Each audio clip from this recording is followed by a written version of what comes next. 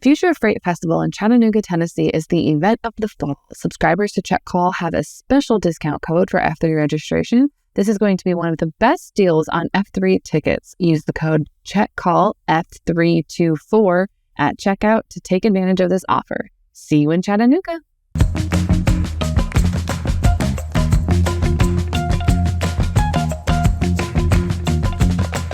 Welcome back to another edition of Check Call. Don't forget to subscribe to Check Call, the newsletter on FreightWaves.com if you haven't already. Today we welcome Scott Shell, President and CEO at TA. Welcome to the show, Scott.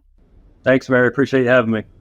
I'm pretty excited for today because we're kind of diving into some of the trends and things happening in the brokerage space. And, you know, as we're wrapping up 2024, looking 2025, you know, we got to have those trendsetters that come in and tell us what's happening, what we can look out for. Because sadly, they're not going to put, brokerage trends in People magazine or whatever magazine announces the trends for the upcoming year. So we're going to start it ourselves over here. Before we get too far into trend starting, let's get some background on you and kind of how you got started at TA. Yeah, thanks much, Mary. Appreciate it. Truth be told, I'm a blue collar kid from the South and specifically grew up in Georgia. Probably was not one to attend college and go on into a professional career, but as things happened, I had 5 mentors in my life that really helped shape some decision making and, you know, really try to turn me to the right way. I started my career in Birmingham, Alabama with Scott Smith, who today is our founder and CEO of PS Logistics. And from there, kind of grew my career. As a little bit of background, I would say if you had to describe me, maybe master of none and novice of all. I spent time in trucking, transportation, worked for a Class 1 railroad, CSX out of Jacksonville. Then spent about 6 years in industrial manufacturing in a global environment. And then last but not least, was able to transition really to a large-scale steel company back into transportation by joining P&S Transportation at the time in late 2010, early 11 as the president of the company. I like that you also have a very similar transportation supply chain world story of like you were in transportation, you were in supply chain, and then you kind of left to do something else for a little bit, but then ultimately you came back because I have yet to find someone who successfully left the transportation industry and stayed out because it just takes you back, you know, myself included. It always finds a way to pull you back in. Yeah, it's, perhaps I'm still trying to find something I can be successful at. Maybe more importantly, I think you're right. When it gets in your blood, it's kind of hard to get it out. So it's been a great industry to me. I enjoy being part of it and participating. Yeah, it's like the problem solving part of it that you just can't quite find anywhere else. And it's fantastic. But moving into the trends, the challenges, everything going on, what do you see as kind of like, first of all, what's like the overall theme that you see for 2024 when it comes to transportation, when it comes to supply chain? What do you see as like the number one challenge of the year? And do you think it'll be the same for next year? Yeah, good question. If I had to pinpoint two things, I would say, fraud and just, bad actors being part of the business. Seems like it's becoming more and more common. And then I would also say, capacity. And so maybe touching on those very separately. As head of the organization, my responsibility is really safeguard my customers' freight and also put my employees in an environment to be successful. And so, I think we've all read how the fraud in this industry is continuing to creep up. There's some great tools out there that are helping prevent. But I would say, 10 years ago, I would have never thought that this would be, kind of the biggest mainstream topic of, what we're trying to do to make our environment better. It's a day-to-day activity for us. And, I think if you ask me, what are we working on? I would tell you it's really processes to make ourselves more aligned across all of our offices. The technical platform, trying to make us really hardening the environment to keep the bad actors out, and then a lot of training and retraining. just to bring, new fraudulent activities to everyone's desk so they know what's going on. I think that's probably the biggest and the most active item that's happened with us, I would say, in the last, 18 months. In addition to that, I think, I mentioned capacity. If you go back and look at the data, what really shows is kind of May 2020 peak cycle COVID. We were at about 260,000 carriers, and we found ourselves in September around 390,000 carriers. So we saw a mass entry into the business. Obviously, there was some, inflated spending and incremental dollars that were brought to the table from the federal government at the time. But I think we probably never figured that it would bring so much capacity to the market, tremendous amount of capacity and power only to pull, I would say more consumer-led products. But I would say, second issue aside from fraud is capacity. Is we now find ourselves in an oversupplied environment, and the market is really normalized, and I think it's going to take time for us to see that capacity flush out of the marketplace. Yeah, that is unfortunately kind of one of I feel like the capacity part has really gotten overshadowed by the fraud part, because everyone's like fraud, fraud, fraud, fraud, fraud, which is important because it is everywhere and it is constantly changing. And kind of the only way that it seems that we can all more work to defeat it is by sharing stories, is by training, is by really nailing down those processes. Whereas the capacity, I feel like, has really taken a backseat, but it's still been, I feel bad calling it a problem, because as a former broker, you don't like, oh, I have a problem of too many trucks to haul my freight. Like, that's something that I would never hear myself say. But, especially when like it's compared right there next to fraud. But I mean, for those carriers, it is a problem. It is, there's not enough freight to go around. They had to buy equipment when it was incredibly expensive. And now, I mean, you can't go more than a day or two without hearing a story about a carrier that took a load that he ended up not making money on just because he had to make something, and he had to get those trucks moving. So I do feel like excess capacity, especially in the back half of the year, has really taken a backseat to the fraud conversation, which is fair, because fraud is costing like is it billions of dollars, or is it still, I think it's billions of dollars finally that it's gotten up to. And like, it's kind of hard to compare that to like, oh, they have too many trucks. Like, it's kind of hard to compare those. So it makes sense that fraud took a front seat. But yeah, the capacity, that's a really good call out.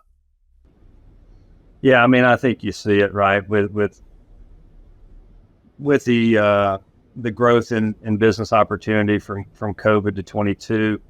I think it just resonates well that we really do not have a driver shortage problem. We have a driver pay issue. And when the market is flush with opportunities of earnings power, I think you're going to see that America is going to turn to where they can be more successful. I think when supply and demand imbalance, we get in the situation we're in now, right? So it's created a capacity concern for sure. Yeah, and I think it's starting to level out. I feel like everyone's kind of watching the beginning of or like the middle of Q1 of next year to really kind of see where the chips are going to fall. At least that's my prediction, is that the middle of Q1 of next year will really kind of help set the stage, if we've, made that return to normalcy everybody likes to talk about, or if we're still kind of in that kind of awkward imbalance of demand and supply.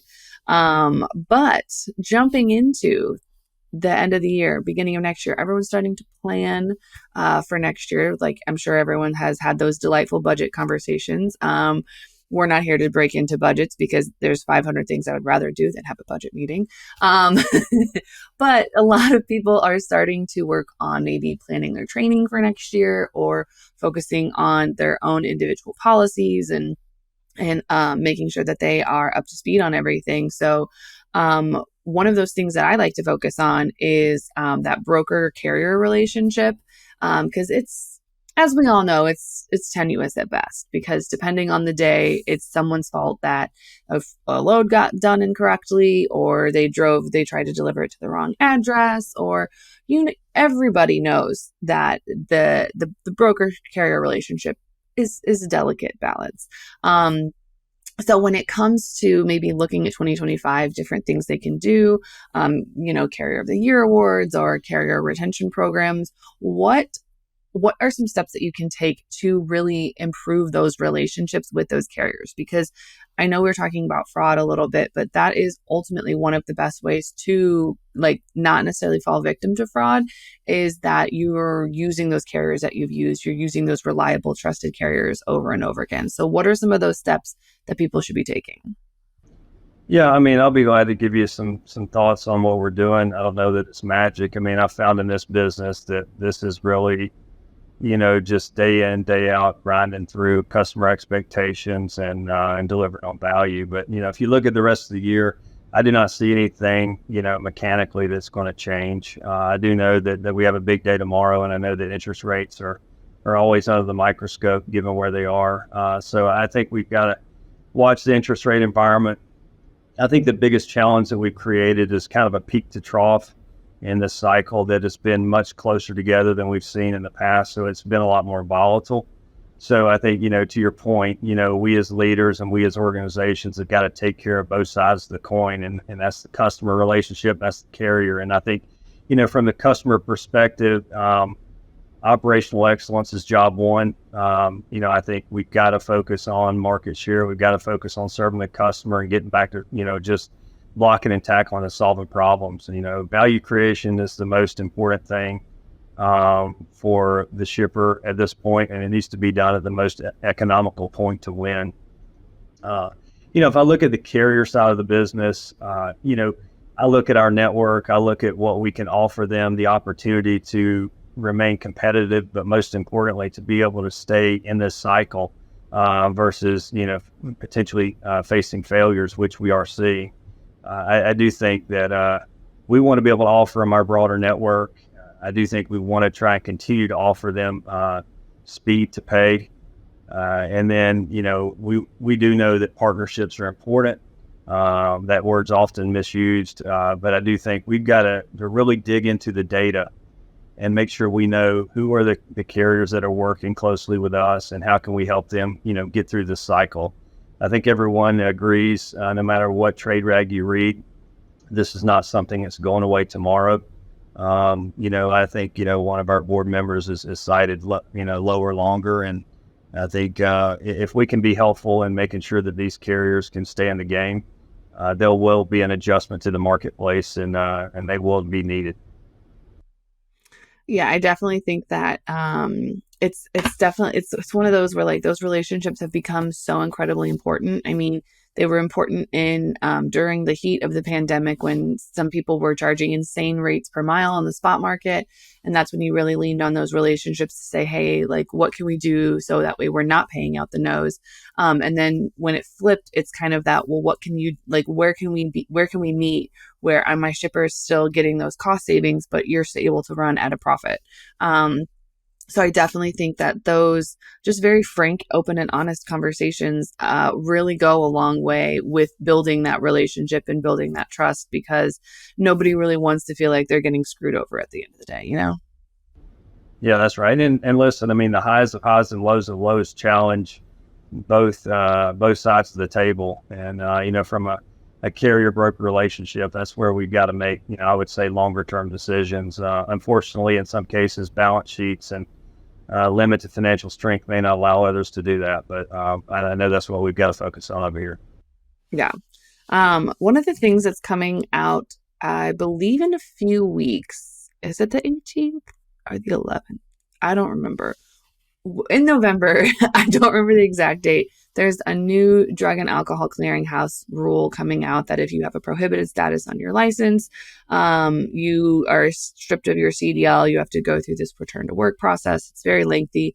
It could take a driver up to a year to fully complete the return to work process. So that being said, they said that there's something over 150,000 drivers that could be affected by this. Do you see that being a huge deter or detraction from that industry, that oversupply we were talking about? Is this going to come in and kind of take care of that, or do you see it not really affecting the market that much?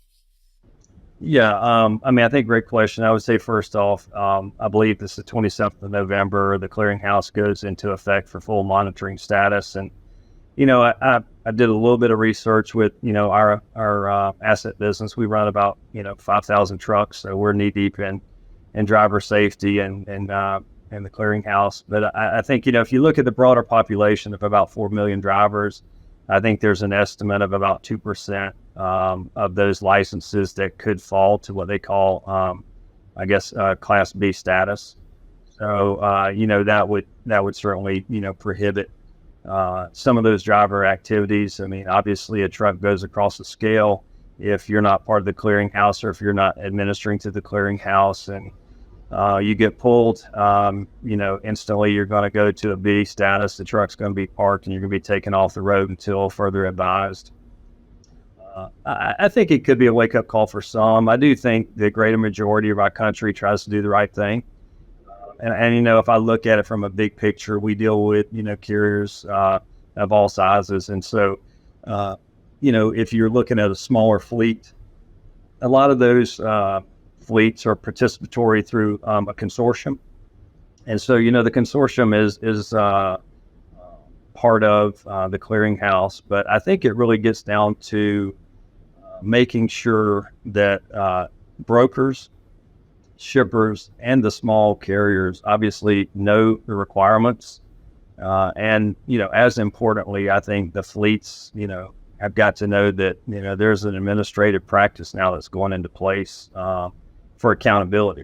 So, just again, 90,000 feet, I think last number I saw was about 80,000 nationwide. They thought would come out instantly. So if it's 150, obviously you're talking almost, 4% of the marketplace. But that's the last I've seen. Yeah, that's one of the, like, at first I was like, oh my gosh, this is going to take out so many drivers. But then when you step back and look at how big the actual driver population is, and then also, when you stop and then really look at, okay, well, the carriers that I use, they have all these different safety measures in place. And chances are, if they did have a driver that got pulled over while they were intoxicated or failed a drug test in any way, shape, or form, I can think of very few carriers that I've worked with that were larger or medium-sized carriers that would have kept that driver on in the first place. Obviously, owner-operators are a little different, and some of those smaller carriers, those are a little bit different, so I see that kind of affecting them more. But overall, I don't see it, magically taking away half of a fleet for a large enterprise carrier, because it's just because of the policies they already have in place. I don't see it really affecting them that much. Yeah, I totally agree with you. I mean, I know that, there are other mechanisms out there being debated around hair testing, et cetera. But I mean, I think the biggest fallout of this is probably more administrative and being educated on the requirements that many may or may not know. So, to your point, we only have about 3 weeks before we find out. And I do obviously believe there will be some that come out of the business. I think close to 1.5% is forecasted for the state of Alabama. Yeah. And, it's one of those where I'm just like, all right, well, we have to see, because there's no clear answer from anyone on exactly how many drivers are going to be affected nationwide. And I'm like, that's cool that we don't have that information. It seems problematic, but it's not my job to find that out. For sure.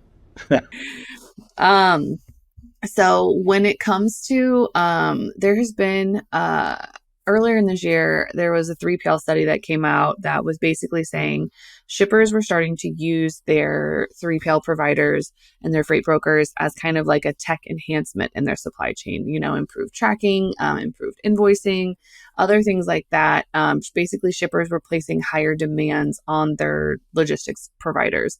Do you see that continuing into 2025, where shippers are kind of expecting more from those providers instead of investing in that technology themselves? I do. I mean, I think it depends on the customer, right? I mean, customers are of all levels of sophistication and financial success. So, I do think that first off, I think, we call it the Amazon effect. I think everybody wants it sooner, want it. They want transparency and visibility. Obviously they want to, take pressure off their inventory and their supply chain. So I do not see the engagement and capital expenditures of technology going down. We do not see that even on the truck side of the equipment requirements. I do not think that an adjustment in the marketplace is going to stymie the investment for tech. I think it'll potentially accelerate it. On the brokerage side, a lot of, I would say, true financial results is driven on productivity. And so, I do believe that our company, as well as, the competitive marketplace, is looking at how we become more productive, to move more, and obviously just to stay as profitable as we were. And that's going to take investment in technology as well. Yeah, I think that the doing more with what you have is kind of, unfortunately, it's seeming like it's going to be the theme of 2025 of what can I do and where can I improve things to be more efficient with the resources and at my disposal, which, I'm not mad about for 2025, but I also know that that is unfortunately going to, if it's not executed correctly, as like a whole year-long goal, it could mean that, you have a lot of people doing a bunch of jobs, which isn't necessarily the goal. It's kind of, how can I implement things to make your job more successful? But yeah, I'm excited to see what 2025 has in the way of automation, process improvement, and the ever looming presence of AI. Yeah, I would say, in addition to technology, I would be doing my job if I didn't say it. For us in our organization, it kind of just, number one, starts with our values and having to live them every day. And that starts with people and ends with innovation. There's a lot in between. Transparency is important to us with data. And I would say, most importantly, no matter the environment, but as importantly right now, is you got to do what you say. Mm-hmm. Yeah, that's going to be a constant through any kind of up or down or consistent market, is if you follow through on what you say you're going to do, you'll be doing pretty okay. So that brings us to pretty much we're at the end. So Scott, there's a question that everyone comes on this show has to answer, and you're no exception today. It might be the hardest question you're asked all day, so brace yourself. Is a hot dog a sandwich? Yeah. Well, had a little insight that this could be possible from seeing other shows. So I did a little research, and obviously there's not a clear answer on the web. I can only give you my experience. As a kid growing up at the baseball field, a hot dog was in a bun and it was not considered a sandwich. Now, I advanced that out only to be, 30 years later, with a mother-in-law who's taught me other things in South Florida. And as a matter of fact, I did cook one up for you today. And this was how I was brought into the family in Florida, there is your hot dog sandwich. I guess to answer your question, it depends on your environment. I really, think my roots are really at the ball field. So this makes for a very difficult item to eat. There you have it. I have to say, this is the first live prop demonstration that has been brought to the show, and it absolutely delivered. But like that, it does look like a sandwich when you cut it in half and everything. But I am firmly of the camp that it's not a sandwich. But yeah, that's well done, Scott. Well done. You, the winner of the year. So if anyone wants your recipe for that sandwich you just had there, where can they find you outside the show? Oh, man, that could be dangerous. If anyone has any questions on kind of that freight brokerage space or anything like that, where can they find you outside the show? You can find me any day at work at TA, sshell@taservices.com. It's been a pleasure to be with you today. Awesome. Thank you so much for joining us. Thank you. You can find other episodes of Check Call anywhere you get your podcasts, like Apple Podcasts and Spotify. Don't forget to check out all the other incredible FreightWaves shows, and don't forget to subscribe to the newsletter on freightwaves.com/checkcall. See you on the internet.